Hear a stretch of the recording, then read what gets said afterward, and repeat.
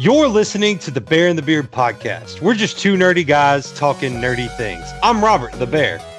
And I'm Brian, the Beard. Each week, the Bear and I explore a new topic related to nerd and or pop culture. We believe there's always a nerdy opinion to be given, so we sit down each week and discuss a new topic. And we may disagree or argue sometimes, and you may not always agree with us, but please remember at the end of the day, this is mostly our opinion with a little bit of research and fact added in. And most importantly, the main goal is to have fun. So let's just go ahead and get into it. You ready, brother? Sure am. Let's get nerdy with it. Here we go.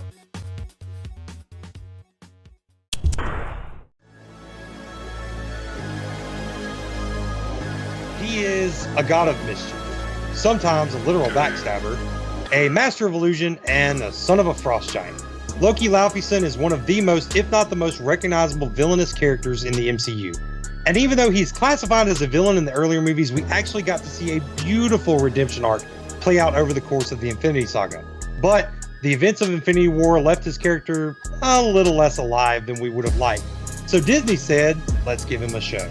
And that show is what we will discuss today. We even reached out into the multiverse and found a variant of Loki to conversate with about this awesome series. So put away your daggers, no need for a mind control staff. It's time for Conversation with a Variant, right after these announcements. Please stand by.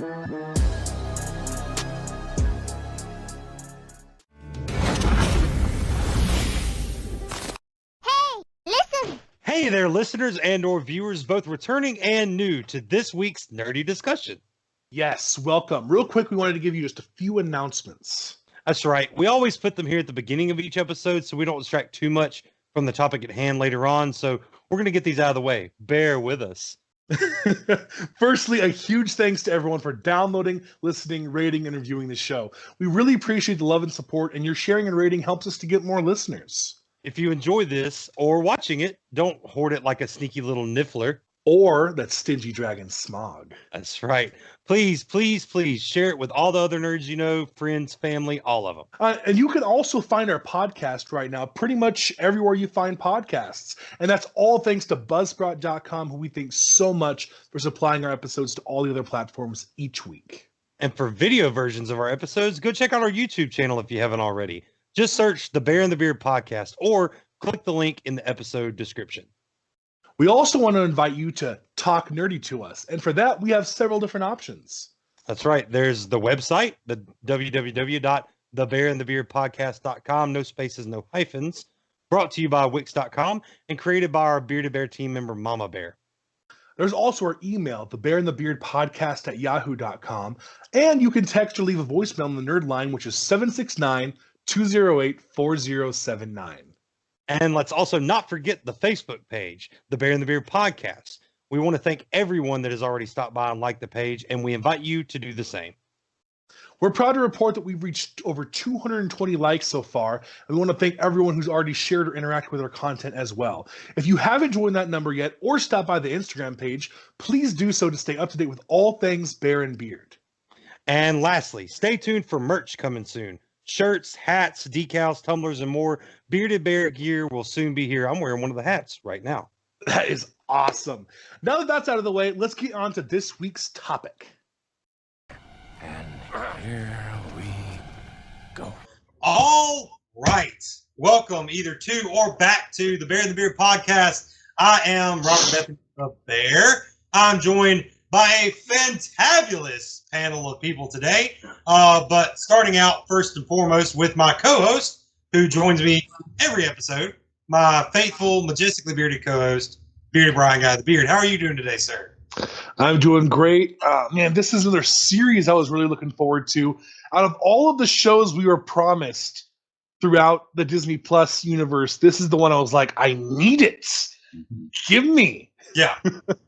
and we're going to get into just remind me later to come back to, this isn't just an MCU anymore. This is a Disney Plus MCU extended universe. So definitely. We are also joined once again by Orey, the babe from Geeky Vengeance. How are you doing? I just moved in at this point. Yeah.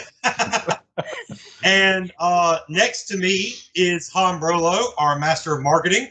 For those of y'all that were at con with us, you'll recognize him as Thorbowski from walking around con with us. And if you were at con, you recognize our next guest panelist, Frenchie, who was the Joker from The Killing Joke at con with us and from other episodes. And another person that's never been on our podcast, and I don't think he's ever been on any podcast. Actually, it's Loki, guys. Now, what universe are you from? Are you a variant? What is going on? I've been here all my life. I was born here. I suppose yours. Okay. So now we know Thor and Loki exist within our universe. That's awesome. See, I thought if Thor wants to help me if Thor wants to help me move to Mississippi, that'd be awesome. I feel like he can do that in one fell swoop. Could you talk to your brother for me? He's actually helping me move this weekend. Oh, okay, that makes sense. So is Loki Gator your pet? Because I feel like Loki Gator's also from our universe. Unfortunately not. The last person that dressed like me got his hand bitten off.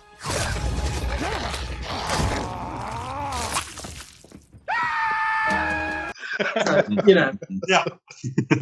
Well, we thank you for taking time to be a part of this episode, because I'm sure this was an awesome show for you to watch, as it's about a version of you. There's nothing more I like to talk about. It was going to be a fun episode. I have a question.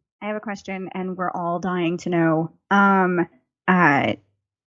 big are the horns? I haven't measured them. I'm probably bigger than yours. Well, I'll measure them later. Woo!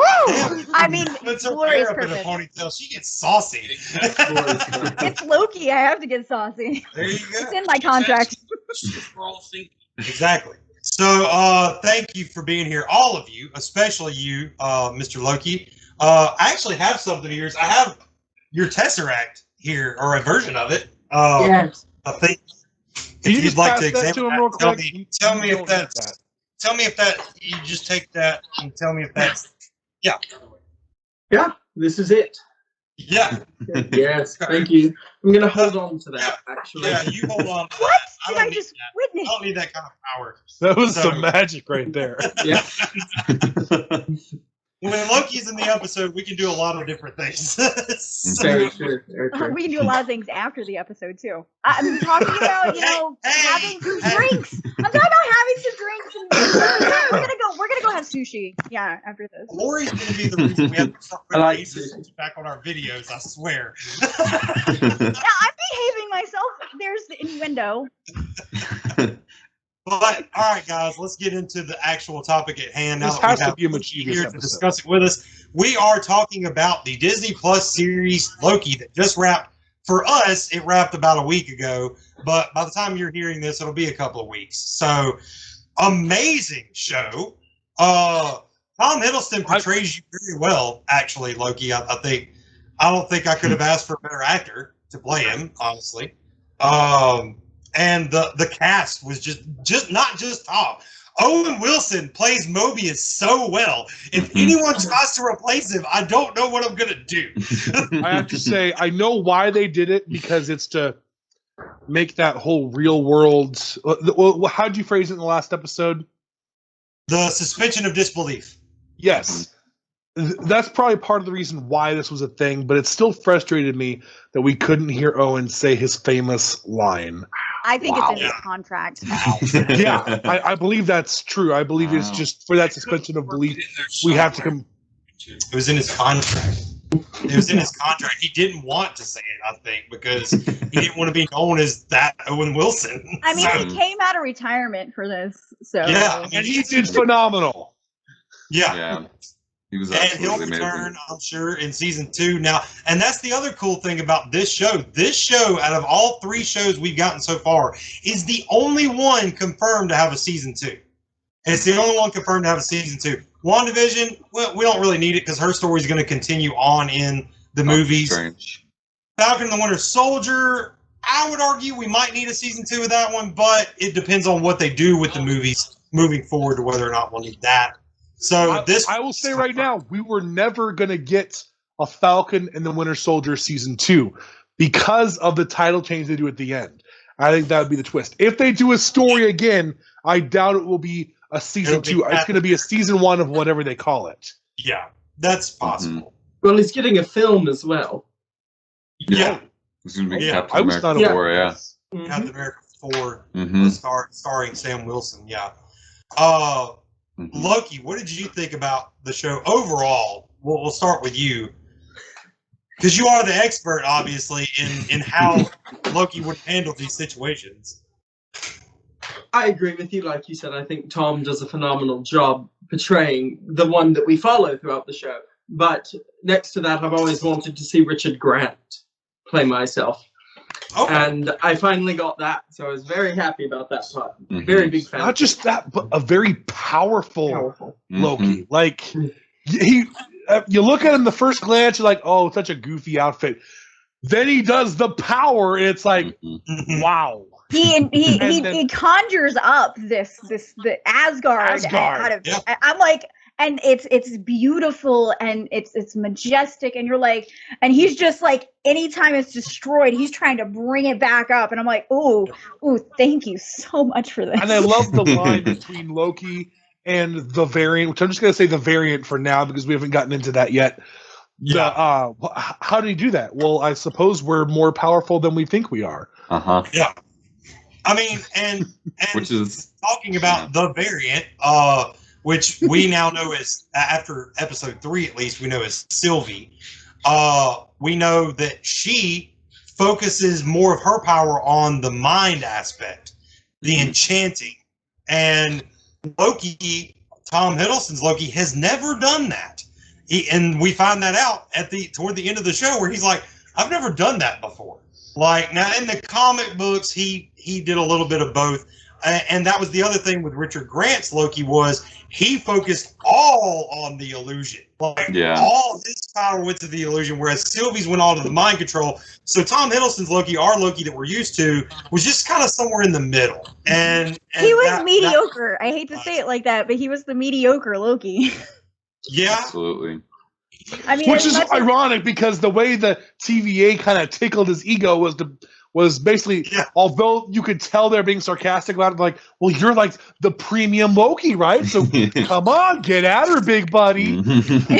Well, I think that was the whole point of the entire show, was to take these things that we've grown so used to as powerful and completely eradicate that power to prepare us for what they're doing next. Just like the Infinity Stones. And some people were pissed, like, as soon as the Infinity Stone episode happened, all the theories online were like, the whole thing about this is the Infinity Stones. Why? The Infinity Saga's done. But fans needed, because they showed the Infinity Stones and they need them to be powerful, they need that to be the story somehow. No, it was just to show you how powerful this thing is. Those Infinity Stones are just as worthless in the story as they are sitting in that desk. In the null zone, no magic has effect. So, since the TVA, we're pretty sure at this point, exists in the null zone, of course they're not going to have any power. I don't want to make that public that I don't think it's the null zone, but that is your theory. I think we think the same thing, possibly, Brian. Well, probably. I think it's the quantum verse. Let me say it like this then. If wherever it exists, because there's no fact that I think is the null zone, but wherever it exists, magic doesn't have power. So that means that Reality Stone, all the Infinity Stones, the Tesseract, Loki himself doesn't have power. So for that to be a place where that happens, of course that's going to happen. But, and I know this from reading the comic books I've read, the Infinity Stones don't have power outside of their universe anyway. Yeah. Like, you can't take, like, if you have Universe A and Universe B, and you try to take the Reality Stone from Universe A to Universe B, there may be a Reality Stone in Universe B, but your Reality Stone from A ain't gonna work. Because what the Infinity Stones are is the core elements of the universe. And if we're in a place outside of the universe, they're no longer in their universe. They manipulate aspects of the universe. That's what their power is. Infinity Stones? How do you have these? Oh, we actually got a lot of those. Some of the guys use them as paperweights. So the fact that people were upset that they don't affect the TVA, that was them establishing the TVA has nothing to do within the actual universe. It's a place outside of it. Whether it's the quantum verse or a different reality, we don't know for sure. We have our theories, but the Infinity Stones are nothing, magic is nothing, and that's okay. It creates for a more suspense. Otherwise, how would the TVA even take anyone down? I mean, they took down Thanos or Titans, but we're pretty sure they've taken down a Thanos. They mentioned Dark Elves. What else did they mention they've taken down? Vampires. Vampires exist somewhere within the universe. Blade. Yep. Blade is going to be in the MCU. Yeah. I'm just Not saying. just Blade, Dracula as well could actually be a hinted at thing with them mentioning vampires. Dracula was a member of Red Skull's cabal for years and is a ally, sometimes ally, sometimes villain of Captain America. So, you know, and Moon Knight. So, you know, there's all. And they have a Moon Knight coming out. So I know he's got to get his money. It's going to be so it just good. depends on there may be some licensing issues there, you know. Yeah. Dracula has. Yeah, but here's the thing: they can change something just enough. Yeah. Just But he's tweak it. also He's also actually based off of a historical figure, so Yeah. And now that I mean, is it official that Deadpool is now MCU canon? I think he kind of is. I mean, he appeared with Korg, so I mean, now if we're he's not starting already, to see. he's going to be. I see. Ryan Fox, Reynolds. I see Fox being brought into the Disney fold. I mean, they have access to all of What a that. weird way to do it, though, too. Like, I'm not saying it's not true. I'm just saying, like, why did you choose that way to do it? Because Korg, unexpected. It's not. I think he's new Master 69. You're using them to advertise another movie that has nothing to do with Marvel at all. It's just Ryan Reynolds. Yeah. I'm going to give you guys that Taika and Ryan are both in the picture. Yeah. Right. You know. I'm going to give you guys a theory before we get back into story aspects of Loki. And I want to say to start out, I do not believe that this theory is true or going to happen. It's just simply a theory I'm putting out there that would be cool. I'm not saying that I believe it at all, but what if the multiverse splitting out and changing, what if that changed a lot of core elements within the main universe, and that could be how they're bringing in some of the more Fox characters if they wanted to take that route. Oh, no, I believe that's actually possible. Like, the reality's rewritten because if it's changed, then that means they were always there. Yes. And it does not create a plot hole for the MCU movies in the past with them not being there, because that happened in those chain of events before what happened at the end of Loki. Well, with the changing with Loki, everything changes. Yeah. Possibilities are endless. I'm kind of wondering if the TVA that he returns to at the end is the same one. But because they messed it up, it's always not because they don't know who he is. Because they work for Kang, which they don't know who he is, and there's can we talk about Kang? I just want to say, I literally predicted from episode 1 that it was going to be Kang behind all of it. Well, I didn't believe it because the only reason people were saying Kang was because of the fact that his sword was seen before we knew who the variant was. The sword was seen, and everyone's like, "That's Kang's sword." And I'm like, okay, now I don't feel like this is Kang because that seems like too easy of a figure out. And then I was wrong. I was happily wrong. And I love the fact that we all as fans know for a fact that that it is Kang, but they never actually called him Kang. Say his name. They're not denying it. He's like, I go by many names. And when he said that, I was like, oh, baby. I've been called many things. Conqueror. He emphasized It's confirmed. It's confirmed that it's Kang. But what I was about it was in Loki, we got introduced to Kang in a kind of a backwards way from the way we were introduced to Kang in every other form of Marvel media. Yeah. Because normally we meet Kang first. We find out his backstory from him, that he is this time-traveling conqueror, that there's this assembly of him out there in the universe and all this other stuff, and his motivations and all this. And then we get to Immortus, which, for those of you that, again, the name was never actually said, but the costume. that's what he is. He's wearing Immortus's He that costume. remains is Immortus. He is the prime version, kind of like we talked about this character in past episodes, the Maestro. The Maestro is a future version, smart version, powerful version of the Hulk. Yep. So the Hulk is the best. this is Kang's Maestro, is Immortus, the he that remains. But we got introduced backwards. So now we met Immortus first, and now everything that comes out after this, we're going to meet a different version of Kang that is just going to be different, just on some small level, I'm sure. I'm wondering if Rama Tut will have anything to do with the mutants and X-Men, considering Apocalypse was born in Egypt. I mean, That's possible. Yeah. That's definitely possible. And I mean, this could bring in Rogue to the deal with Sphinx being in there could be a hint at that too. Just a saying. lot of people online are saying that they feel like this show is rushed, but I disagree. I think from the second we got WandaVision, all of these shows have had a certain pace. They know the story they want to tell, what they're building up to, because this is the problem where people criticize these movies, or not these movies, these shows, is they expect them to have the same impact of a movie, that it has to be a huge thing. These are shows where they're trying to story build in areas that they couldn't in the movies. And they're doing that beautifully at a very slow pace. None of these shows are bump, boom, boom, boom, boom, boom, boom, getting to the point. It's all a slow move. and it gets the story across that they're trying to build for Phase 4. Well, and each show has had something really special to say about them, whether it be mental health or self-love, family, narcissism. Yeah, well, but I mean, with Loki, it's been about growth. And finding love and respect in yourself and other people. And, that's been the most beautiful thing about Loki in general. It's been really a story about finding self-love and self-reflection. I think awareness.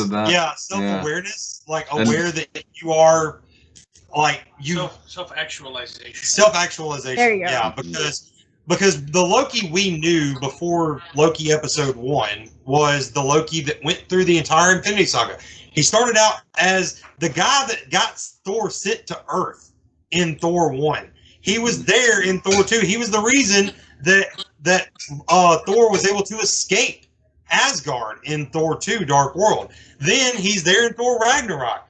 And he kind of played the villain, kind of played the hero, and that's kind of the turning point for our Loki. And then we see him in Infinity War, where he actually finally becomes the guy that's like, you know what, sacrifice play. I'm going to make that sacrifice play so that my people can survive. I think some people criticize saying his growth in the show is too forced.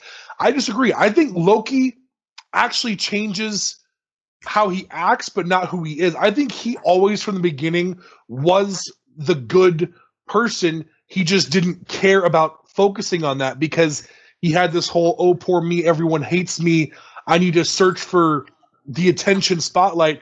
And he fully believed that he could get there, that he could win. And when he watches his life play out, when he's arrested by the TVA, he realizes how wrong he was. Because from the moment Odin told him that he was adopted, he went on the villain path. He wasn't just causing a little bit of mischief, which is Loki's thing. I hope he never stops that. But he went on a villain path. And when he found out, when you look at his eyes, and Tom Hiddleston is such a great actor. Looking at his eyes when he's watching the TVA's broadcast of his life, when he hears what his mother has to say about him, what his father has to say about him, what Thor said about him in Ragnarok, he realizes that the family he thought was broken really did truly love him. Yeah. It was just his perception of it because he had this misguided look of himself. Can we talk about the fact that his life reel did not end when Thanos crushed his windpipe? It ended when Thor hugged him. So that was the last thing that he felt in that world was Thor hugging him, and that was very, very important. Mhm. Yeah. Well, think about when he changed the most in the original storyline. It was in Ragnarok, and what does Thor tell him in Ragnarok? I mourned you, Loki. And Yeah. although he plays it off like he's just, I'm touched. He really was touched. Mhm. Yeah. Because he thinks that he's pushing his family away, but they love him. Yes. Thor says, I have always thought the world of you, but at the end of the day, you act the way you act. Right. Yeah. You're me and I'm you. And, yeah. So Loki, I need to know how you felt seeing your life flash before your eyes. Well, at this point, I've lived the majority of it. But, you know, my life has been very different than the one we followed and the one we saw. He had a much more emotional journey than I did, you know, and watching his life play out before him.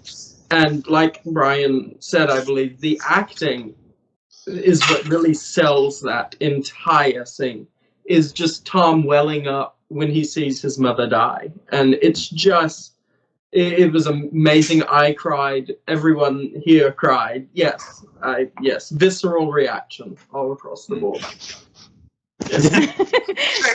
I know. I'm trying not to cry right now because that was such a moving scene, and as you see, like the realization come across Tom Hiddleston's face, and he is standing there bereft, and he's like, "I didn't know that any of this would happen, and I think most of it is because of me. What can I do to change?" And I would also argue that Prime Loki from that died by the hands of Thanos, he inadvertently gave our Loki in the show some advice. He was saying it to Thanos, but Loki had a reaction to it if you look closely when he tells Thanos, "You will never be a god." It's the framing. His head is in the corner of the screen and Loki and the screen is looking at it. And Loki reacts to it. Because it's an advice to himself. Loki, you're not going to be a god either. Thanos is going to fail. You're going to fail. Stop chasing this invisible throne. This has been a theme since Avengers. Actually, hell, since Thor. Yeah. And he's looking for this throne. He's looking for this topside. And in Avengers, Tony said it the best. There's no end game where you're going to win. You don't win. That's not who you are. Yeah. So stop trying to chase that throne. Yeah, and he gets that in a very quick moment through a video reel of his life. Even if the Chitauri take over, there's always going to be people to stand up and take you down. And even if they don't stand up and take you down, the Chitauri are going to destroy most of this world. So what are you even going to rule? He was going to die if he had won there. Thanos was going to kill him. Yeah, there's no way Thanos would have honored that deal. Like, from what we know about Thanos especially, there's no way. He reneges on everything. Like, he really does. Absolutely. He takes everything back.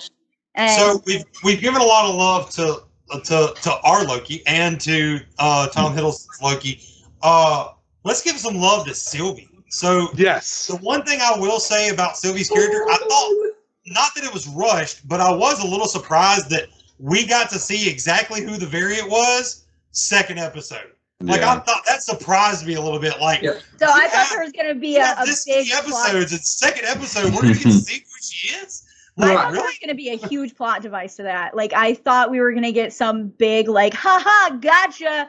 Like, but when you realize that she's her own character, and she gets to see it's to be on her own, and like she doesn't have to live up to Lady Loki or the Enchantress or whoever She is didn't out. live the life of a Loki. Right, she didn't. We From were a talking about child. that earlier. She never once got to. Right. I mean, her life was taken away from her when she was young. I mean, in my belief, you know, they and asked that's a her. point. That's a point I wanted to touch on. I wanted to get everyone's individual opinion. Now, me and Brian have discussed this outside of recording, and this seems to be a big question, especially for this show and for this character. What was Sylvie's crime? I guess is the best way to say it. I think it's why a was she mix removed from her between. time? I think it's a mix between of both what me and Orey said. I believe what Orey says is true too, but I still think it still is the fact that she's a woman because Loki is supposed to be a specific thing for the sacred timeline. I think it's because she was becoming a hero. Okay. Because I mean, the song that they play in the opening of episode 2, you know, Bonnie Tyler's "I Need a Hero." A villain wouldn't fight to that song, in my opinion. You know, I think very young, she idolized the Valkyries and that, and then they were like, well, you know, you have to be a bad guy. Number one, because the person on top of this knows you're coming to kill him. So you need to be stopped. Orey's expansion on that kind of came true too. I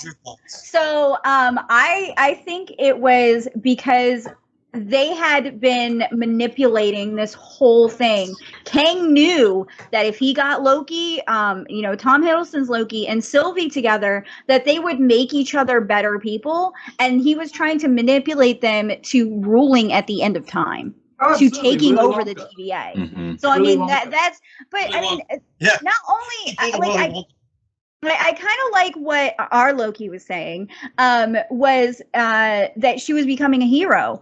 I think in her reality, she would be the one worthy of carrying Mjolnir. Yeah. Oh, see, I love that.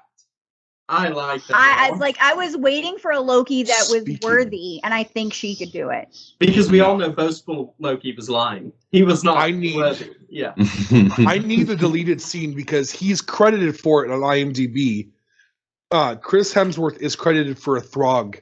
He voices him in a little bit.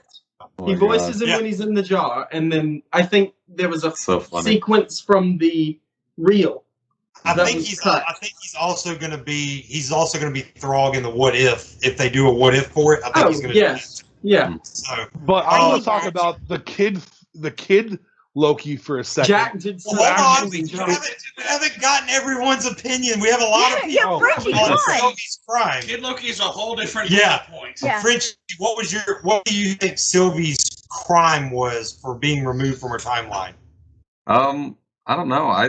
I kind of imagined that it was never really a crime that she committed. Just I kind of feel like they just pulled her out because it was supposed to happen. Because her and Avengers Loki are supposed to end up at the beyond the edge of time talking to Kang. Because like they've that, been you know? doing this. Like because it's happened over and over. Exactly. So I think the thing is she didn't even necessarily have a crime. I think the TVA just kind of manipulated it to look like she did something so that they had a reason to pull her out and have her live through everything she went through.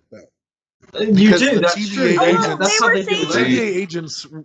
Well, they could have fabricated one for her, though. But the TVA didn't, like Renslayer didn't know it at the time. The only people who knew was the one who remains and whatever. I don't know if the robots, timekeepers had any thoughts to themselves or if they really were just.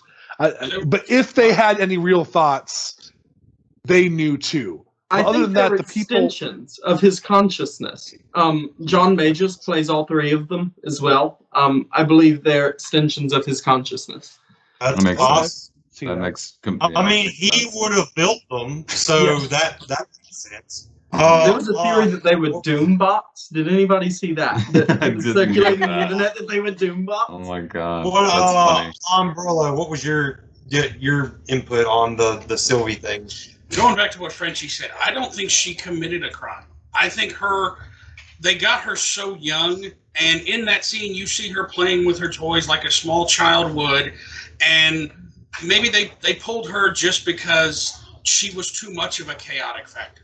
Maybe they couldn't see her timeline further down, and that in itself was too dangerous. So they had to pull her, they had to get her under control and put her somewhere where she could no longer create chaos. And in itself, that's what I'm sorry.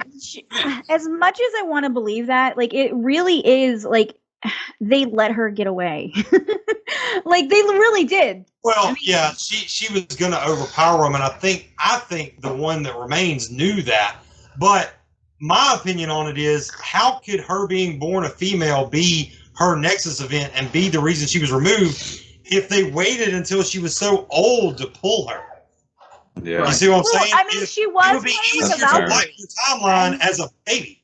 Yeah. Well, this goes back to the whole debate on would you go back and kill baby Hitler? Okay, that's Rhodey's thing.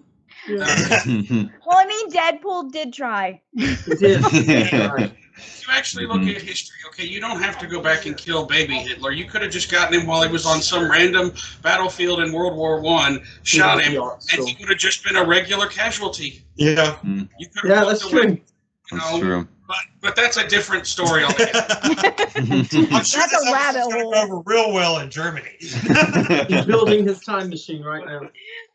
He's good. Send on Brolo. He's got it. But since you brought up the timekeeper android, I wanted to kind of point out there was an awesome moment of when you don't see it until Sylvie cuts off one of the heads of the androids. You see when you look back at when you said earlier about when we got to meet Sylvie in episode 2. We didn't meet her automatically. No. We met her through a puppet, somebody she was speaking through, and then it passed to somebody else. Passed to someone else until we finally met her. We finally got to see the person who was pulling the strings. This isn't about you. And it happens again when they go before the timekeepers, and you find out the big 3 timekeepers are just puppets. Mm-hmm. Who's pulling the strings? And Renslayer's a puppet. She knows the truth, and she is delved in. She's dialed in. She's ready. She's ready to do whatever that little combat and whatever that little demon on Pritchie's hat says. Have y'all? That's a whole nother bullet point too. Yeah. She is not done. There's more to her than just the Terrence Strong. Well, the last thing she said was, "I'm going to search for some free will," which she was talking about the creator. Yeah, creator is the free will. Yeah. But I want to mention back in the episode where we didn't know who the variant was yet. It was just the variant. And Loki actually did fool me for a second, in the same way he almost fooled Morbius. Mm-hmm. When Morbius said the line, "Oh, you almost had me there for a second," when he went on the whole speech in the tent, he almost had me for a second too, until he started showing concern for the timekeepers. When he said the timekeepers are in more grave danger than we could imagine, that's when he lost me. Yeah. But until then, I was like, oh shit, the variant's actually here somewhere, planning a trap, and Loki's actually going to save everyone and have a huge hero moment. Nope, he was just fucking with everyone. That goes back to what you had said earlier about how some people said that they felt Loki's conversion was rushed. Not necessarily, because when he watched the reel of himself going through, he already knew he could be better. He saw it happen. He saw the events play out. So it's kind of like in Harry Potter and Prisoner of Azkaban. He knew he could produce a fully produced Patronus because he'd already seen it happen. It's one of those, especially when you mess with time, that's how it happens. He knew he had the potential to be better because he'd already seen it. And so that's when he did decide to change, but he did it in his own way. Yes, he was more helpful, but he always had his own plot. He always had his own plan in the background. He wanted to overthrow the TVA, and he needed help to get there, so he was going to play along until the right time. And that was the downfall at the end. That I feel like that was his downfall at the end, was because he's that character that always has a plan that involves him coming out on top. So when Sylvie and him at the end are actually fighting, she's like, "Oh, I know what this is all about. You want the throne. You've always wanted the throne." And he's just like, if I wanted the throne, I'd want you sitting next to me on it, but we need to think about this for a second. Mm-hmm. And that was his downfall, was the fact that he's always that guy. He's always that guy. In every timeline, he's that guy. So the other variants of Loki, I do think I'd like to talk about them. Can we talk about, I know Brian wanted to talk about Kid Loki. Kid Loki did get help with Gator Loki. Mm-hmm. Yes. Yes, he does.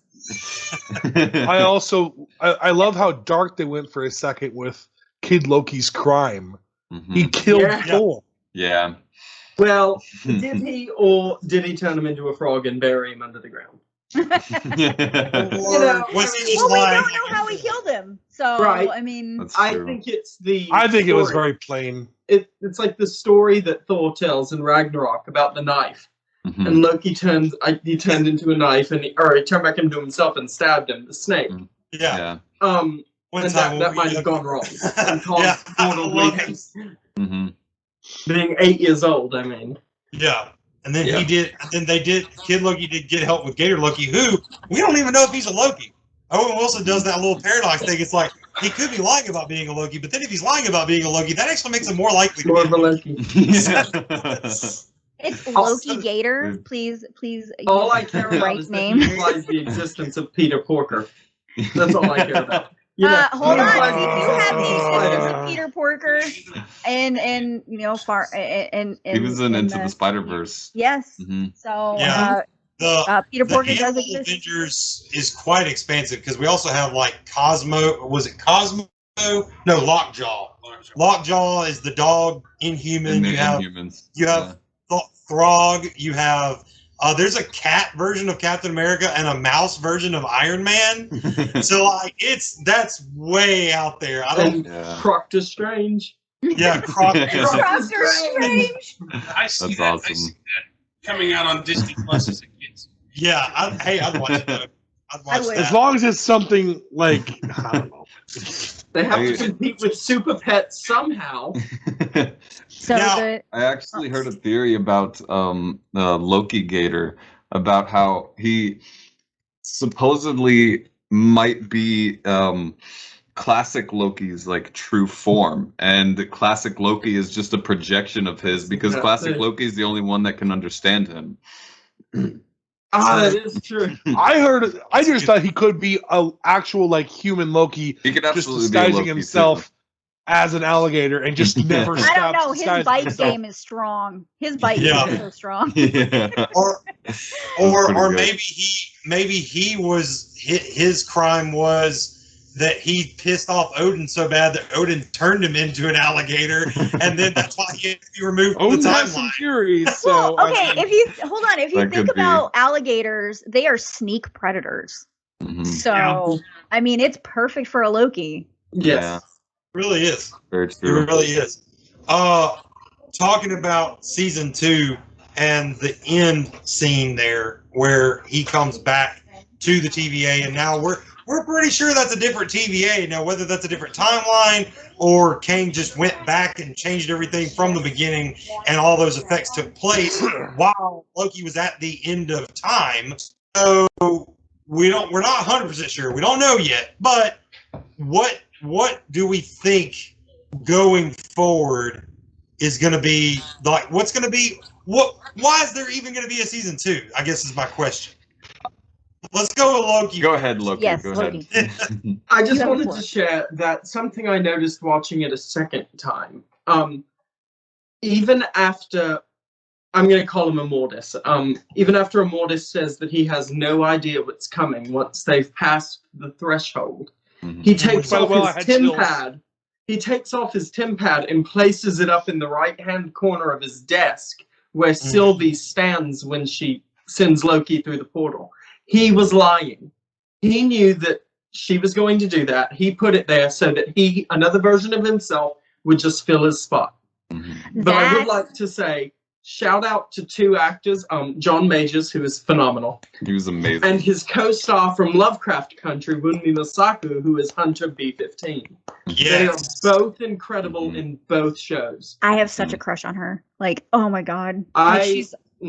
Jonathan Majors is something else, though. I love his face very much. Hunter B-15 is also the one that lied to Congress saying that Superman killed all the innocent people. Yes, he is. It's different comic book franchises, sir. They don't cross. Yeah, but I'm just saying, like, that's how powerful of an actress she is. She's in both fandoms. She's in the DCEU and the MCU now because she's that good of an actress. Like, she's the one that lied to Congress. Also, another version of trailers misleading us. I always thought that through the journey Loki was going to go on, he was going to get to the outfit that President Loki was wearing. I had no idea that was going to be a Loki variant when I watched the trailer. So happy. Yeah. Oh, that was awesome. Yeah. Okay, so Didn't last my very long. theory about the end of this. Okay, and stay with me here. Why there's a season 2 coming out. Yes, yes. I think that Sylvie is going to have to take up the mantle because she's actually killed Immortus. And she's going to be forced to take it. Or she's dead. I mean, Do not do that to Sylvie. Showed up at the doorstep. I mean, I think the story of whatever. I think the TVA's purpose in the MCU is going to keep evolving and changing. Yes. Because eventually they're going to solve the problem with Kang. Mm-hmm. And I think the TVA is still going to have a purpose. I think it always will. And I think that's going to be Loki's life now because he does not have a timeline to return to. Right. But they still have Tom Hiddleston on contract for a while. And he does not want to stop playing Loki anytime soon. I think they can put him in certain movies if they have something to do with time or the universe or something like that. They can put him in as a Loki variant, not him returning to the timeline. I could see him showing up in Doctor Strange Multiverse of Madness. I totally. And they could have that. I think he's absolutely going to be in that one. Yeah. There's sources that every article says reliable sources say he's confirmed to be in the movie. Mm-hmm.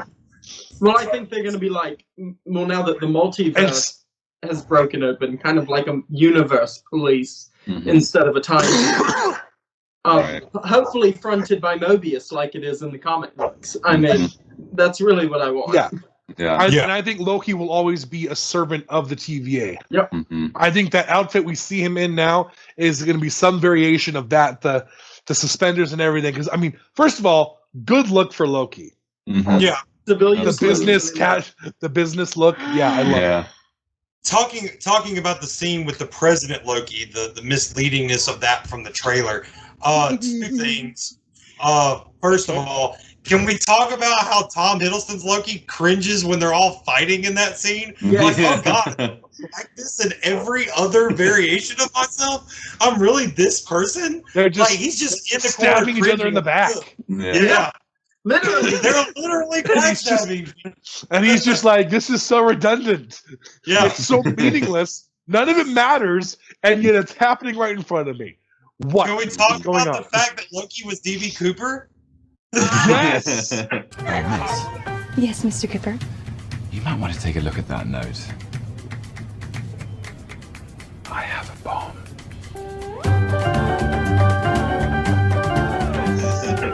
I want to know how. I want to ask. This has got to be somewhere on Google. Google has to have some statistics for this of how many people under the age of, I'm just going to say 20, had to actually Google who is DB Cooper. I'm 21. I didn't. I've read that. Yeah, I'm it's Googling. You're Googling DB Cooper right now. DB Cooper, that was actually a really famous story when it came out. There was actually a chart-topping hit all about DB Cooper back in the day when that incident went down. And it essentially happened like it did in the show. Dude gets on a plane, hands the flight attendant a note that says, I have a bomb, do what I say. And he gets the pilots to refuel the plane, lets all the civilians off. They put a bunch of money on the plane.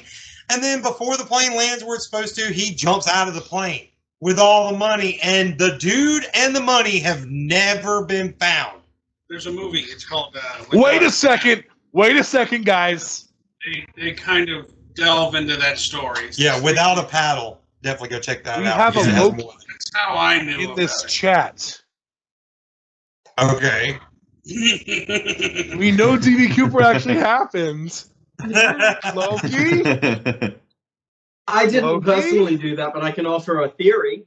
Oh, All right. okay. I'd love to hear a theory.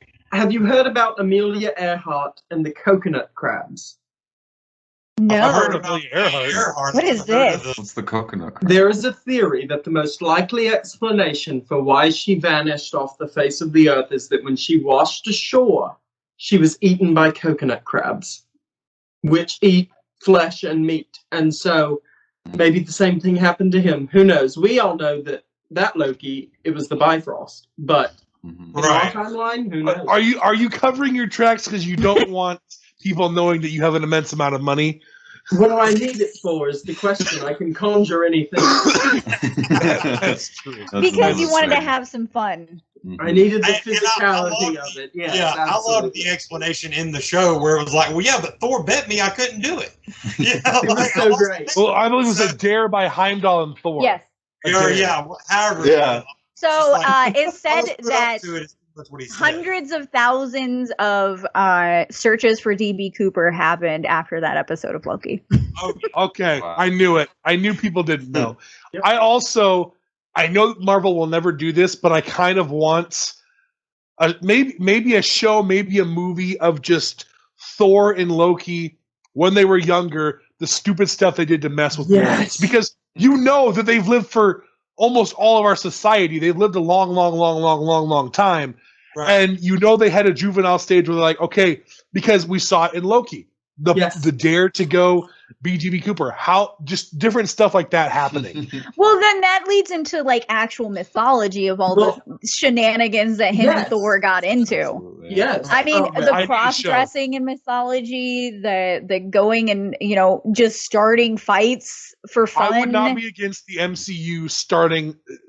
Is because they were younger, it doesn't mess with any character development. When they were younger, they were just some dumb people who did some dumb things. There are a couple of comic series called Thor, Son of Asgard that showed them when they were teenagers, when they were younger. Mhm. They did an animated movie that was supposed to come out, I think it was it was supposed to be fall of 2009, but then they pushed it back until just after the first Thor movie came out, and the movie was terrible. It was supposed to be a kids movie, but it was bad. And I want it in the MCU. everybody was I need to Well, I see mean, this. okay, so what they've done is everything that has been Loki, Thor, Avengers, Marvel related, even the crossover stuff, is now technically canon because of all these shattered timelines. Yeah. That's and what Everything is canon, and that's even to say sorry. Go, Francis. No, I would say just saying, Spider-Verse is Spider-Verse, absolutely, all of those guys exist, and then that's how we're gonna get supposedly Tobey Maguire and Andrew Garfield in No Way Home. That's because their Spider-Man movies actually exist in the Marvel Cinematic Multiverse. Multiverse, yeah. You know? Well, I just Wait, care okay, about Willem hold on. Dafoe. I mean, Wait. Oh, okay. Oh, yes. I have a thing. You know how we got tricked with Quicksilver? Are they going to do that to us again? I definitely think that Andrew. I don't know about Tobey Maguire, but I think Tobey Maguire will be too. But I definitely think Andrew Garfield, whether or not he's going to be Spider-Man, which I think he will be, I think Andrew Garfield will no doubt be in No Way Home in some capacity.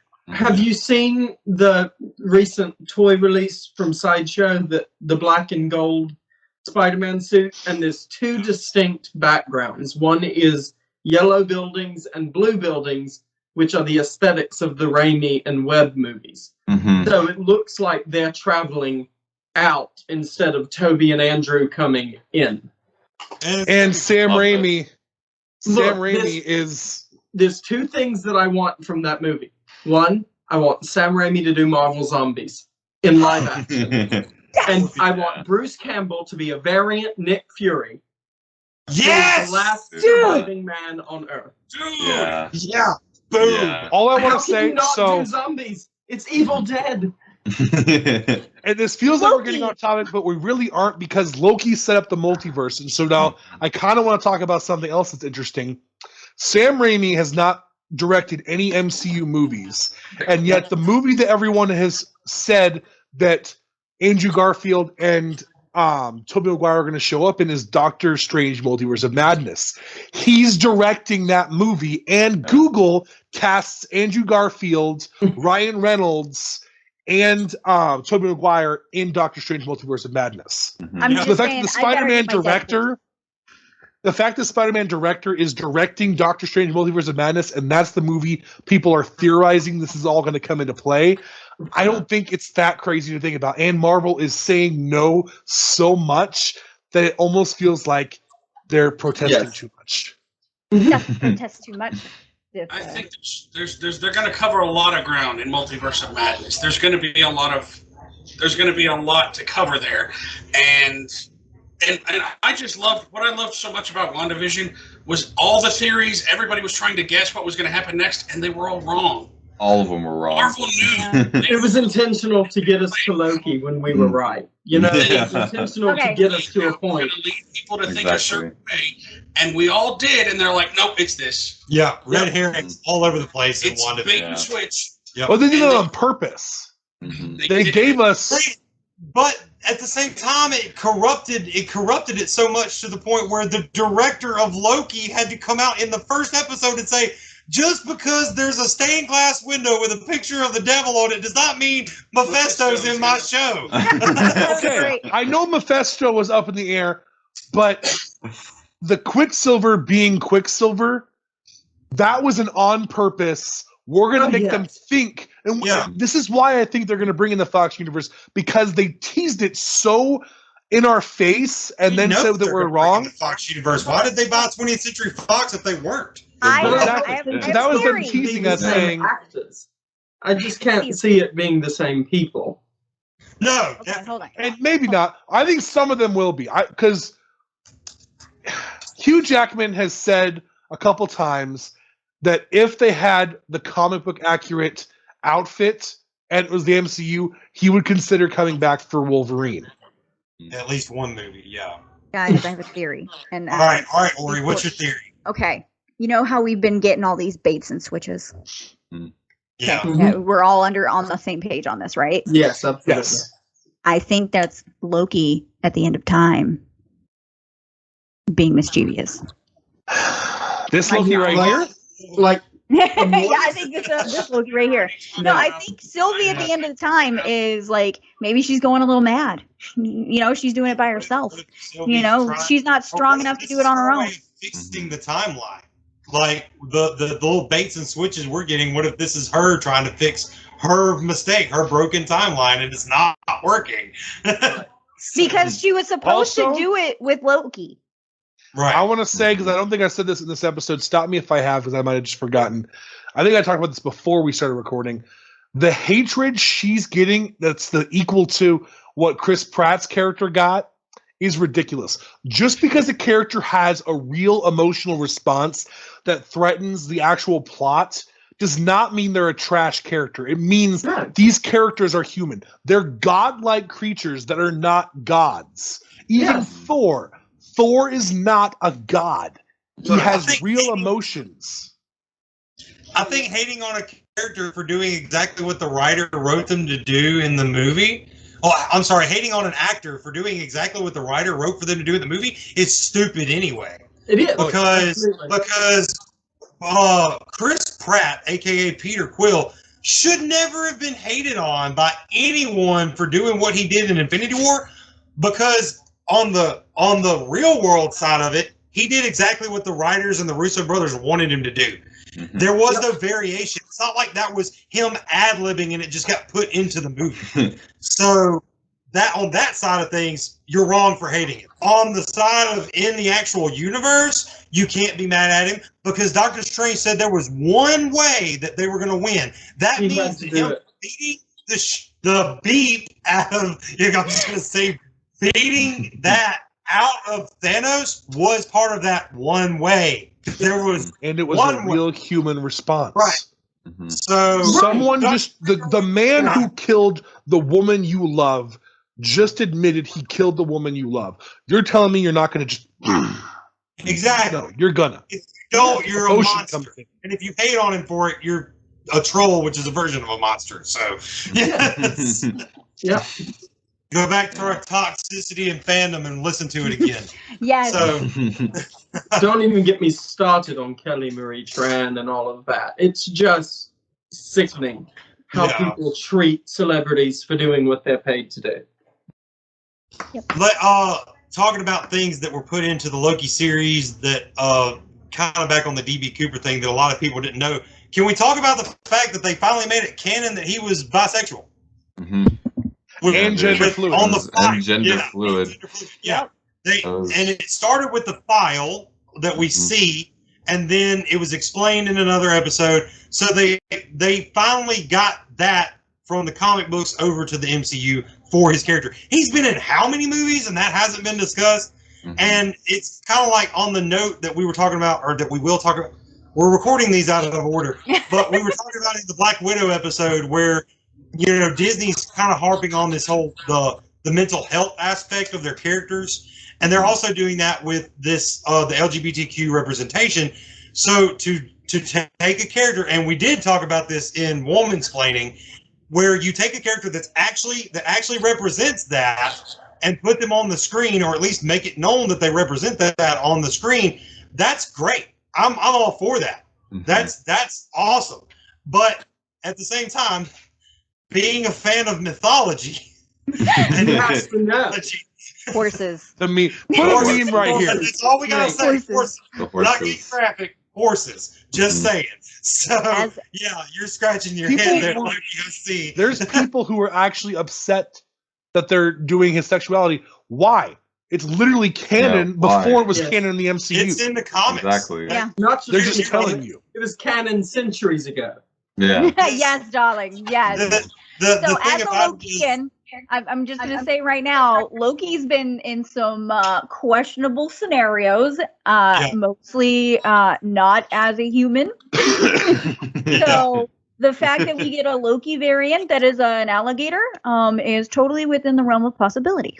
Exactly. Right. I mean, Loki's children in mythology, none of them were humanoid. So here, the problem for Hela. Except for Hela. But she had her own issues. Yeah. The problem we're running into, and again, go back and listen to our fan opinion power and toxicity and fandom episode. The problem we're running into is the same people that are mad that they explored Loki's sexuality, like actually mad about it, are the same people that are also telling you when they're commenting on other movies, we want comic book accuracy. All right. Right. Then when we give you that, you get mad. So what do you really want? Because it doesn't fit their narrative. No, they have to be able. I know we don't get into politics in here, but these are people I do want to alienate. If it really pisses you off to your core, if it messes with your core values. I mean, there's a problem. And my thought process is, and I don't want to say anything, but I'm gonna find a way to bleep actual videos. These are the same people, right? These are the same people that do horrible, disgusting things with real gay people. That go and whether you want to say fetishize, whatever, they do it, and then they hate on it when it's in fiction. Not even in real life. They'll abuse it in real life and not be able to accept it in fiction. Right. And it's just it's hypocritical, it's offensive, and It sounds like a repeat to our Falcon the Winter Soldier episode, because we talked about the same thing just with race. People were upset because they think that it's people putting their politics into this. But it's actually comic book actors. Yeah. Like, people were upset that Captain America's a black man now because, like, oh, you're just pushing your politics. No, that's literally what happens. Captain America is a black man. Yeah. There are actually people out there that watch Falcon and Winter Soldier going, stick to making movies and TV shows, Disney. You don't have to get political. We're over here like, that's exactly how it happened in the comic books. How it happened. It's exactly how it happened. The only difference is they skipped over Bucky being Captain America for a little while. That's the only thing they didn't do Bucky in the show. Right now was not ready. For just a little while before Sam was. So, but this version of Bucky wasn't ready for that. Talking about going back to like wishing that there was a show of like Loki and Thor doing things as young. I actually just thought about this while we were talking about that. Technically, Norse mythology is canon, if you think about it. Mm-hmm. Because the first time Iron Man meets Thor, he asks him, does mother know you weareth her drapes? That's an actual story from Norse mythology where Thor dressed up as a goddess to go to a wedding of Laufey, the frost giant, and hit him with the hammer. Yeah. Well, not just that, though. Yeah. We knew everything that was Norse mythology was canon from the first Thor movie because the doctor, I can never remember how to pronounce his name, the doctor guy, he brings up a book of Norse mythology saying that these are the stories I grew up with. So we know that the reason why they have the Norse mythology stories is because humans have always perceived Loki and Thor. They've been in their history forever. And they've just perceived them. They perceive them as gods. I mean, Thor said, or no, someone was saying, what are you going to do back in the Stone Ages when you'd summon a little lightning and they worship you as a god? Yeah. So he's been to Earth plenty of times, or Midgard. May I? Who plays Odin? What's his Anthony Hopkins. I know who, I just don't remember his name. Could you just imagine Anthony Hopkins doing a show like that, like the whole Norse mythology part of MCU, where he shows up as Odin to talk to people, but in the Norse mythology, when Odin would show up, he would try really hard to pretend that he's not Odin, but it would be very blatantly obvious he was Odin. Yeah. So, I could just see Anthony Hopkins walking up to someone going, "Hey, you heard of that Odin guy? He's great." Well, two things really quickly, but one thing that's also a myth that has now been made canon in the MCU is Loki cutting Sif's hair while she's asleep. Mm-hmm. That's a myth as well. Mm-hmm. But what I really want to see is Thor getting turned into a hairy monster and being left on Midgard, and explaining the theory of Bigfoot. I'm down for it. Sasquatch. I'm down for it. Loki, write Disney. Write your counterparts. No, they don't have. Disney listens to our show. It's cool. Kevin Feige's got us on speed dial. He goes off all the seconds. Yeah, he called me last night and he's like, "Hey, I need you to remind Loki because it's gonna work out in a certain way on our timeline. So I'm here to remind you in this timeline, in our timeline, that you must write Kevin Feige."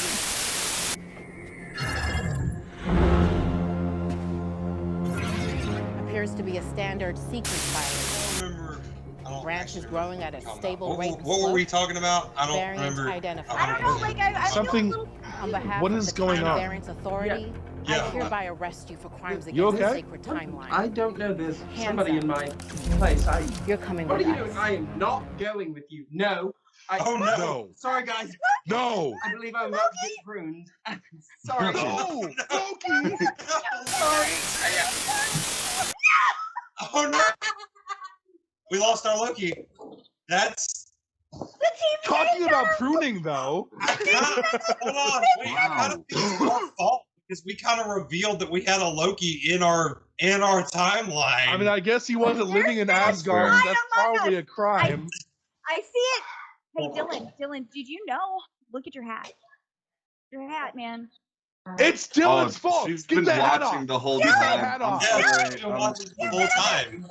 That's your fault, man. Frenchie got burned. That's my fault. That's my fault. You know, there's still hope that he's not completely pruned. He's just arrested because we're still here, which means the timeline's not erased. So he still exists somewhere. He's just in custody. It's true. Yeah, or he's from a different timeline and he lied about being here his whole life. That is absolutely characteristic. I guess Loki lies. How are we gonna do this? Well, we definitely have to finish recording this episode, and then we can work on rescuing Loki. Yeah, I was saying, still out there. Thank you for being on the episode, there, Loki. Yeah, hope you're okay. Not true. So, but yeah, did we have not actually like pruned? Yeah, did we have anything else? I mean, that because we were kind of already getting to the wrap up. But my kiss. Loki's left me, so I can't kiss Loki anymore. Oh wait, no, the Sylvie Tom Hiddleston Loki kiss. I thought honestly to the point of them creating the Nexus event because it starts there. It really starts there because that was the episode that I was watching going, all right, I watch superhero shows all the time. How are they going to get out of this? Yeah. Like they don't have a TemPad because it's broken. They're in an apocalypse. No one survives this apocalypse. The plan to get to the ship was ruined. Like I was even like, all right, I know they're going to get out of this, but how? Or does the rest of the show just happen without them? It's kind of what I was starting to think. And then they hold hands, they start falling in love with each other, and that creates a Nexus event that accelerates way faster than any other Nexus event we'd seen in the show. Mm-hmm. So, yeah. And then there's also the moment where Loki gets pruned before we know what pruning did, and we actually thought, "Oh crap, is the story going to continue without Loki now?" Mm-hmm. Yeah, and then the end credit scene immediately stopped that. Like it was the same episode. We're like, "Oh crap, is he dead?" And then end credit scene. Oh yeah, he's not dead. Okay. All right. Before we get into the kiss, can we talk about how funny those memes were though that came out because of that scene? Like Owen Wilson's Mobius laying there, My Dad, Lightning McQueen, and Shanghai Noon, and Mark. The Owen Wilson one. The Owen Wilson one got to me because I don't love the ka-chow memes. Yeah. And variants are not like a different character the actor's done. It's usually a different looking. But I understand people were just having fun with the meme. But then there was it would have been cool. It wasn't my favorite meme. It was better than, well, I can't say it was better than the Dom meme that came out because of Fast and Furious, because those were actually pretty funny too. All the family ones. The TikTok Those were my favorite. Those were my favorite. I have all of them. I think it's probably like, yeah. I have probably like half of my phone right now is, family memes. So, but the kiss was powerful. Now the scene where he conjures a blanket, which is actually a tablecloth, was very cute, very sweet. Yeah. Except with the fact that neither one of them get cold. Yeah. I loved the kiss, and I loved the fact that, because it really was beautiful, Loki falling in love with a different version of himself. It was beautiful, and at the same time just super ironic and narcissistic, which is so characteristic of any Loki. And I just thought it was perfect. There is a shirt that I saw on Facebook. It's Loki merch that they've made.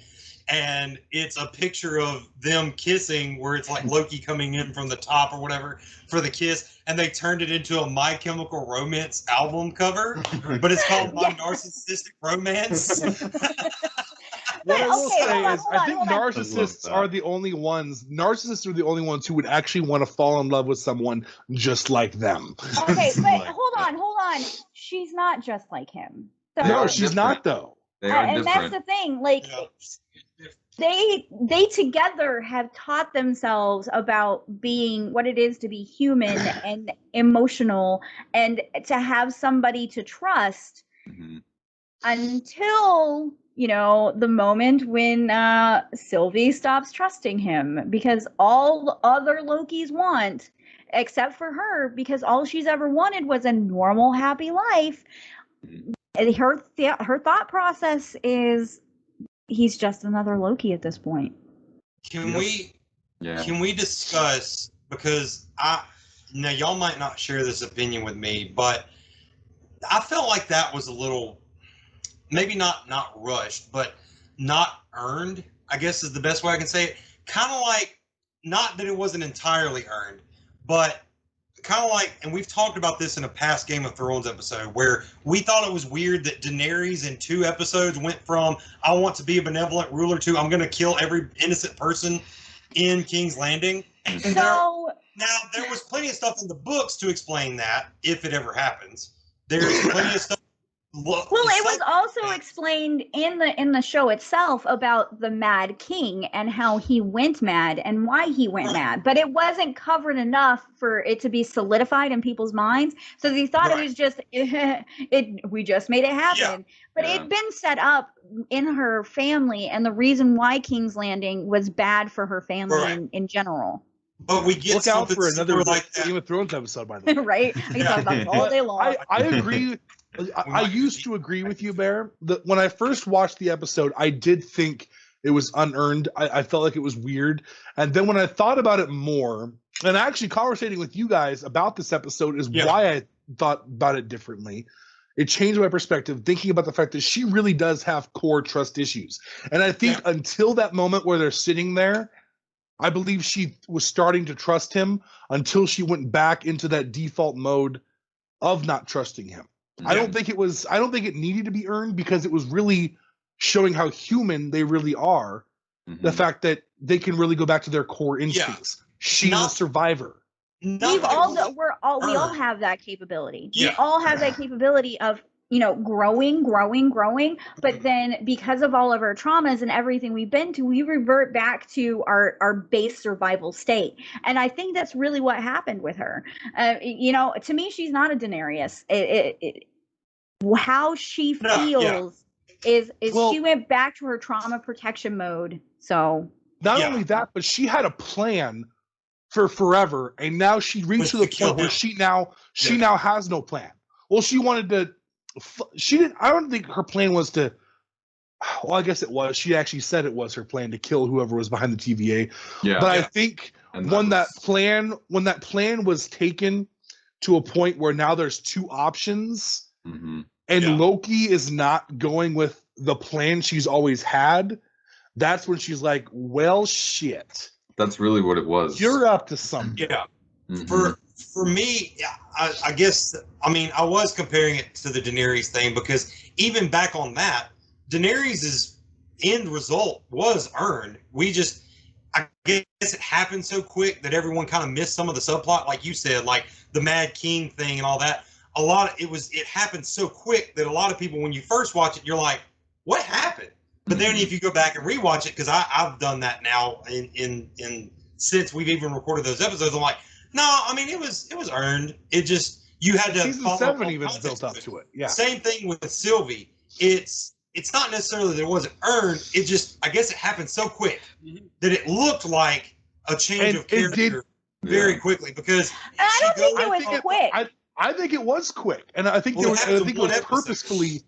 I think it was purposefully quick. I think it really was just Loki not going with the plan of killing him.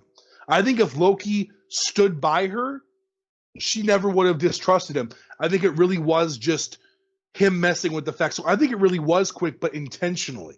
Well, when I was watching that episode, in that scene, all right, I was waiting for him to get to the point where he says, "This is bigger than both of us." Okay, if they had gotten there and they found, oh, it's just some schmo sitting on an electronic throne, if they killed him, you know, they could have taken over the TVA and everything would have been fine. But when he realized, when he was the one who said, "This is bigger than both of us, and we need to think of the universe first," okay, that shows he's made this huge character development. He wanted to take over the TVA. That was his plan all along. Like I said, he started to cooperate, but his whole plan was to take over the TVA in the end.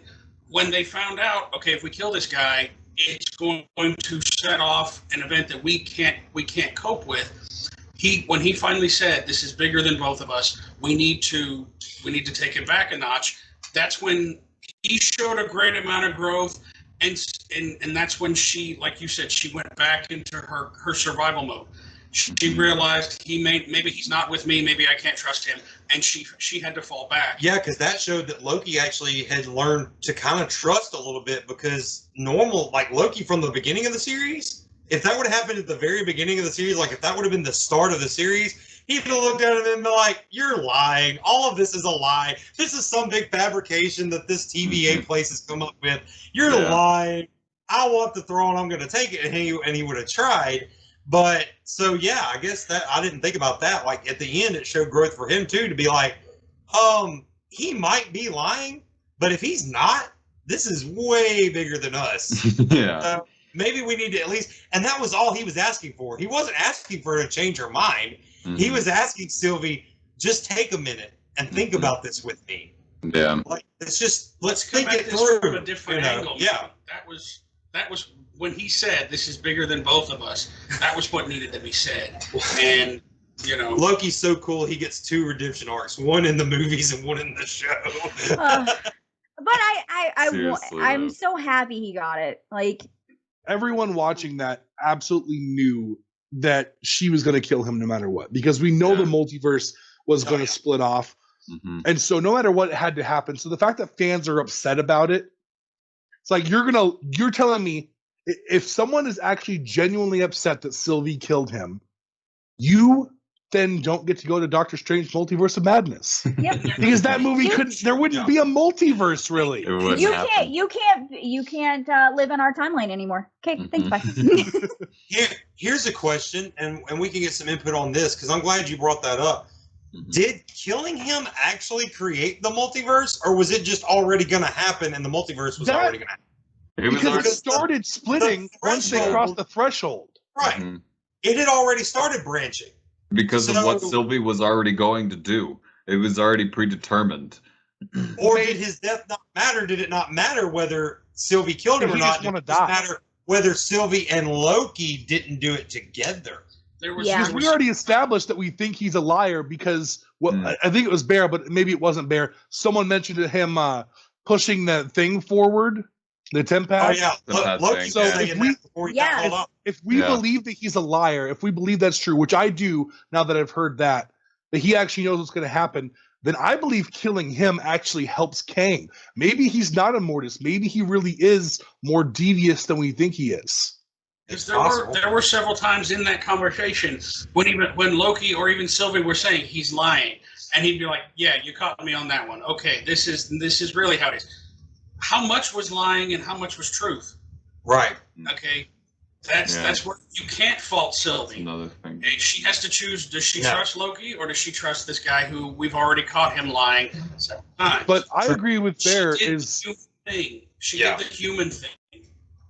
She went back to her instincts and she took action. Right. I wonder if the multiverse was going to happen no matter what, and he wanted whatever killing him did, he wanted to happen.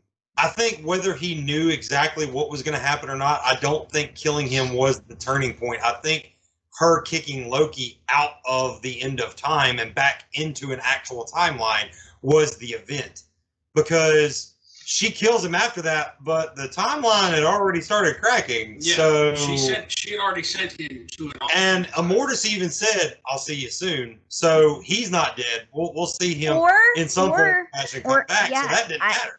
I don't think it's going to be that version. I don't think it's going to be that variant. It's going to be another variant of him. Yeah, and that's what he meant. Like, my versions of me will see you soon, I'm pretty sure is what he meant when he said that. So killing him doesn't actually affect anything. It just means you're not. It's almost like it doesn't matter what you. The break off is going to happen. You only have two options: let it happen, or do what I want you to do and rule side by side. And if you're not going to do that, then you're going to have to deal with the consequences of multiverse. So the multiverse was going to happen either way. It was just it's almost like he was giving them the opportunity to keep up what he was doing, which he already knew they weren't going to do, or let it happen and just not be in control of it. And that's where it looks like we're heading. So it also looks like we're heading toward another over-hour episode. So do we have anything else that we want to talk about this awesome series while Loki's we wait awesome. I hope our Loki's coming okay. back, though. I have a feeling. Like, I just have this feeling inside my soul that our Loki is going Loki to survive. He's a survivor. Yeah, Loki survive. That's what they're good at. That's what they're good at. Hashtag free our Loki. We'll try to reach back out into the multiverse and try to find him for season 2. The thing is, okay, even if they prune our Loki, who just got taken away, he's watched the show, so he's going to know what to do. He knows he has the potential to tame that beast. So he's just going to meet up with Sylvie. Sylvie's going to temp pat him back. He's going to be fine. You know, I wish I'd have brought this up while he was here, but you know what's really interesting is I think we bumped into another variant of Loki at Comic-Con. Do y'all remember Jay, that supposed Jay guy? Yeah. That was at Comic-Con? They looked a lot alike. I think we have more than one variant in our timeline. Maybe that's what it was. He did. You know, I think he didn't have his own sister. Right? Yeah, I mean, you know, and there was a Miss Minutes with him. Yeah. Oh yeah, you know, that's true. Another thing. I think there's a lot more to Miss Minutes than we've seen. I think Miss Minutes is an actual person hiding behind that little figure. Or there's a lot of factors. Tara Strong is just standing somewhere. Something a bit more sinister. Hey guys! Jay! Hey! Jay! Surprise! There was a Loki variant here that was very similar looking to you. Okay. Oh, okay. We reached out to Jay to do this episode, and we couldn't coordinate it, but here he is. Sorry. Oh, hi. We were actually just talking about you. We were talking about, so we had this Loki in here earlier. He's supposedly a variant from our Earth, but we don't know if he's telling the truth because the TVA, I think, came and hauled him off. But we were talking about how he reminded us so much of you because you, when we were at Con, were a variant of Loki. So that was really cool. Yeah, you were wasn't it like casual variant? It was so great. You look so great. Detective gear. Yeah. But oh my gosh, like it's so weird that you show up. Like I'm glad you find. I know your schedule is busy, but I got to see you. I'm so excited. It just made my Sunday night. Yes, I know. Especially the week before I move. Right? Yeah. Wait, you and Loki are both moving at the same time? I didn't know that. Did he miss? That's highly sus. That is very sus. I mean, coincidences, whatever. Yeah. I live in Biloxi. He lives in Ohio. I don't know. But oh my gosh, yeah. We're actually just wrapping up this episode here, Jay. But do you just since you haven't been here the whole time, Loki? Sum it up in a paragraph. What did you think? Okay, so because we know you're a huge Loki fan, so yes, you all got to see my full Loki on display in the costume contest and everything there. Yes. But I loved it. I have loved the character for ages. He's been a deeply personal character to me, as I'm sure you all know. I'm also a bisexual man, and therefore seeing that represented in a fictional character I've latched onto that. So seeing it finally canon in other media is phenomenal. But what my biggest thing for the entire series is, I believe it was episode 3 when I looked at my mother and said, I think it's Kang, but I think it's Kang as a mortis. And so 3 episodes, me and Robert, we were talking about me and Jay had this because as soon as the show was over, I was like, all right, now that the show's over, what was your theory? And I messaged him directly because he was talking about it on Facebook, and I'm like, I got to know what this theory is. And he told me episode 3 is when I figured out it was Kang. I was like, damn, you're good. Well, then we got Aliyah and all of the big glaring Easter eggs, and I felt maybe they might pull a WandaVision, but very glad they didn't.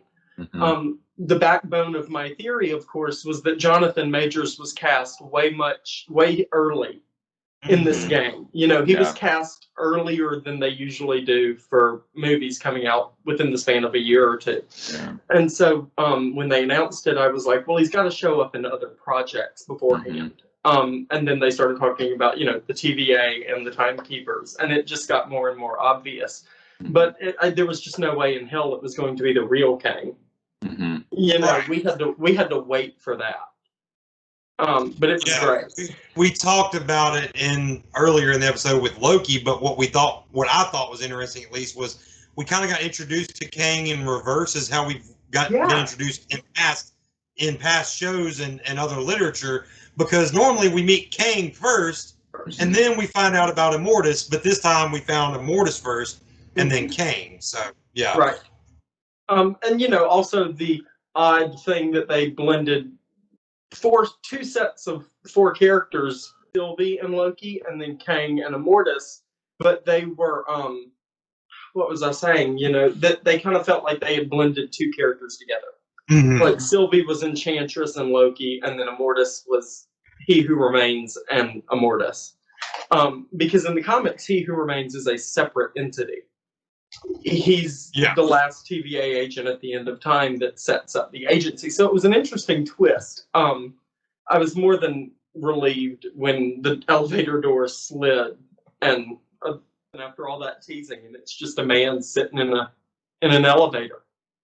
But who it is, and you feel that sense of dread that, oh boy, here we go. Can we talk about the mini heart attack Miss Minutes gave everybody? I feel like in that scene. Marvel history. That frightened me. That got me good. Yeah. When she's like, "Hey guys," and I was like, "What?" You don't get. Well, hey y'all. You don't get the character if she's not important. Exactly. Yeah. Right. Exactly. Because she's totally original. I mean, no basis for that character anywhere in lore. She is the unknown factor that we have still yet to figure out. Yeah. I'm really hoping she accompanies him into Ant-Man. I'm thinking they're gonna, title being Quantumania, go into She's Ultron realm. She's Ultron. She could be though. She could be Jocasta. we've had Easter eggs of Jocasta existing in the MCU before, so she could be the female bride of Ultron, Jocasta. That would be something. I was saying. Like, how do we relate all of this to other characters at this point? Right. And so another thing that I thought was, they don't use Hank Pym enough like they do in the comics. Mm-hmm. And the fact that Kang is showing up in an Ant-Man movie, they may change his origin story to be a descendant of Hank Pym instead of a descendant of Reed Richards. Because we didn't get the Ultron connection with Hank. I'm going to throw a wild theory out there, and stop me if this sounds insane. Miss Minutes is dead. She can break the fourth wall. I believe it. I am here for this theory. She asked, like, when Loki asked her in the show, "Are you like a computer program? Are you dead? Are you a ghost? What are you?" She's like, a mixture of both. Well, that Deadpool's a walking zombie, so that breaks technically. So that's the same thing, right? Yeah. She's definitely not just a program. I believe there's something more to Miss Minutes. Absolutely. Yeah, definitely. She could be his version of Ravonna. I mean, who knows? I hope we do see more of her in season 2, because this show. And I don't know if we ever touched on this while Loki was here, but this show is following the pattern of the Disney Plus franchises. There's no real villain. If you think about it, there's just good people doing bad things, or bad people that kind of turn out to be good, or there's this overall thing that is being challenging, but it's not necessarily villainous. There's not, here's the villain. Right. Yes. Right, yeah. He's not a villain, but to think about it, he explicitly stated, out of all of my variants, I'm the best there is. Yeah. Nice. And that's how you set up a villain right there, is by introducing us to a good version of him that is the only one.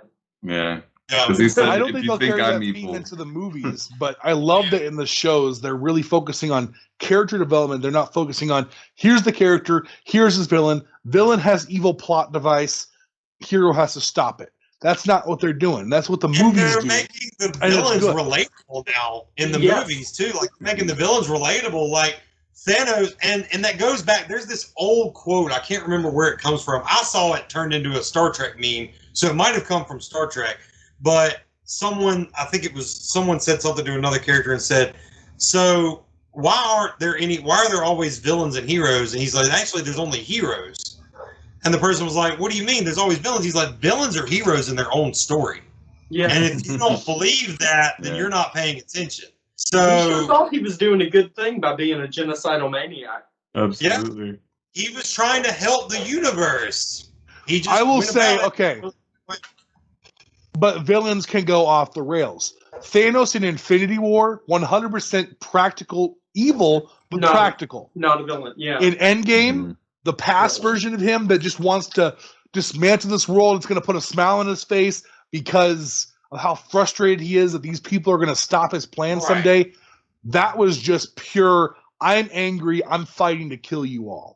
That's pure villain. He was still the hero of his own story. He just went about it a way more deadly way and a way more personal way. So I have a question about Thanos. So I like to put them in D&D alignment charts. Do you think that Thanos is lawful evil? I'm going to go to my co-chair over here. He's actually, now this is my game master for our Pathfinder sessions. That's why he is the master of marketing, Hombrello. He's actually, we got a thing that we're working on that's Pathfinder related, another podcast, more details later. I'm going to ask you, I'm going to relate that question to you first, and then we can all answer, I guess. Something I've come to realize in the last several years is that you really can't put any one character into an alignment like that. All right, alignment has to be fluid. Okay, Thanos. Sometimes I would say he's neutral evil. Other times I'd say he's lawful evil. He doesn't really in the comics. There's been times where he's just kind of gotten pissed off and he lets his rage and he tears up a bunch of stuff, wipes out a people. But then later he's like, I probably shouldn't have done that. And that's where he slides back. But yes, you could say he's lawful evil because he does it with a purpose. Okay, he's not just going to slaughter half the universe, you know, just to feed his ego. He's doing it for a purpose, and the way he goes about it, like when we saw in the flashback with Gamora, he goes to the planet and says, okay, you can choose half, or you can let me choose which half. Okay, that's very lawful evil. But then, as Rob said, when we see him at the end of Endgame, he sees that they're trying to undo what he did. He shows up and says, no, I'm going to kill you. Beard said that. Beard said that. The Beard, and when he shows up and says, I'm going to kill you just to stop you from undoing my work, I'm going to kill you just because I'm going to enjoy it, that was more neutral evilish. So you can't really pin it into one particular light, but you know, yes, we all have different alignment. He's definitely on the scale, though. We know Yes. this. I was just getting ready to say He's not on the good. scale, Yeah, and I think he's totally on that side, but it's all about method and intent. So The This reason might be I the longest episode we've done for a while. whatever. Look, hey, we had It's been a special very guest interesting show up at episode. the very end. I don't care. Well, we might make this a 2-hour. we'll edit it. But post. the reason I relayed that to him first, because me and him have had that same conversation, because there is a way for you to build Captain America in Pathfinder, but if you build Captain America, you need to stick to his values. And then you go, okay, well, what are his values? Is he chaotic good? Is he neutral good? Is he lawful good? A lot of people would say Cap is lawful good, but if he's actually lawful good, then he wouldn't break the law and ever become nomad. Chaotic. He wouldn't break the law Right. for the Sokovia Accords. So technically, he's always chaotic good most of the time, but sometimes he's lawful good. Like when he was first created, lawful good. I don't care. I'm going to stop the Nazis. Boom. You know, and that's in the comic books. Lawful good. Right. Every time we've seen in the movie, he's either been chaotic or neutral, but almost never lawful, because the law he stood for crumbled in his second movie. Yep. Because he found out the shield was actually Hydra. Yep. So, you know, it's hard to kind of put characters into that. Because people are always evolving. Well, yeah, Right. Exactly. Loki shows us that. I mean, Mhm. if Loki shows- proves anything. he's chaotic good, and it makes me happy. Yeah. I think Harvey Dent could be thrown into definite lawful evil. I mean, it's his whole thing. Well, he starts off lawful good, and then Exactly. you know he's forced by circumstance into lawful evil. So, Yep. I mean, Yeah. the thing is, we're always going to evolve, but I think as an overarching thing, I really think Thanos is lawful evil. It also depends on, like he said, like in the comic books, you could relay that to, you know, in the comic books he's more this than this, because like with your example, Orey, of Two-Face and Harvey Dent, well, it depends on what backstory you go with for Two-Face. Like Two-Face, the original backstory, which from what I'm remembering, the animated series, the original animated series of Batman actually got right was Early 90s. he became a DA because he was bullied as a kid, but because he was bullied as a kid and he punched a kid too hard and that kid had appendicitis and went to the hospital, he thought that he needed to keep his power in check. This second form of him, I think it was Big Dent, Big Bad Harv. Big Bad Harv was created. So technically, even then, inside him, there was this split personality that was lawful evil. He was and always he there was- in that version. Right. Yeah. So it depends on the backstory too. So Right. which I'm really glad we talked about that a lot earlier in the episode. You know, of how they finally got some stuff right from the comic books, that Norse mythology is canon. That's what we know. We learned that also in this episode. Mhm. So We learned so much. we learned so much. We learned so much. I don't have a Talk Nerdy segment for this week, unfortunately. Be on the lookout. I'm trying to, because we're recording these out of order and stuff. I think next week is Black Widow, but it might have been the weekend. The TVA's been around. I mean, we had Loki disappear on us, so our timeline. Yeah, Everything's jumbled. Just mess with our timeline. We're gonna have a Space Jam episode here soon too. We so are be going to on the do a lookout Space for Jam that. episode. We're going to do a Space Jam episode. We're going to do, we have a Letterkenny episode coming up. If you haven't watched Letterkenny, definitely give it a watch. Orey, talking to you. Why I got through it in 2 weeks. I got through it in 2 weeks. Better 2 pattern, weeks ago I let's get started at it. it. I can imagine this right now. Every morning, I'm gonna get a text from Bear and the Beard at the same time. They're gonna coordinate it, and they're like, pitter patter, or to be fair. To be fair. Did it that one time. I was like, to be fair, and then the chat, and I was like, what the heck? Why is this funny? And then the memes and the gifs, and I was like, oh, Letterkenny. Okay. So you at least watched Just skip episode 3 of season 1. Yeah. That one episode, I think they actually made that to see if they were going to lose anybody, and it actually did lose them some people. So yeah, if you're watching it, skip episode 3 of season 1. Unless you like now fart I jokes. have to watch it. If you like fart jokes, unless you really like Family Guy, really like fart jokes, you're not going to like it. It's not my cup of tea. It almost put me off of the show. Does it feel like it's written by James Gunn? Because I'm not going to watch it if it does. No. It feels like it's written by the guy that plays Wayne, because it is. Season 1, episode 3 was really just meant to be and Shorzy.